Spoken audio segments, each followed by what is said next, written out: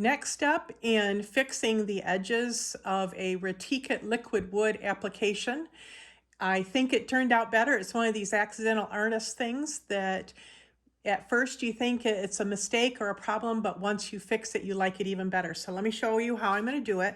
I'm using the same stencil brush that I used to do the motif in the exact same method of loading my brush. Putting paint on it, swirling around, make sure it's worked into the bristles, and then offloading a good share of it. And then what I'm doing is just decorating the edges to make it look like I planned this.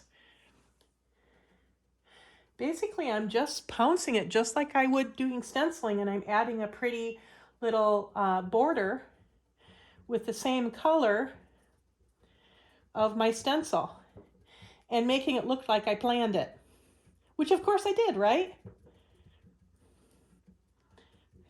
And it's adding a really nice smoky look to the edges.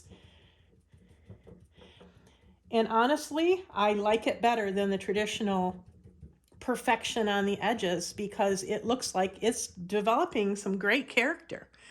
As you can see, I've already done the edging around here, and now I'm coming on around the end.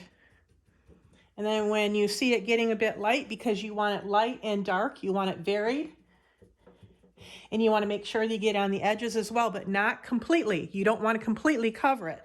You just want a hint of like a shadow on the edges.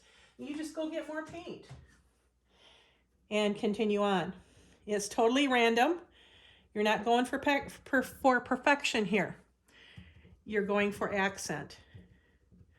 And if you go a little bit far and you don't like it, take your finger and just fade it in a bit.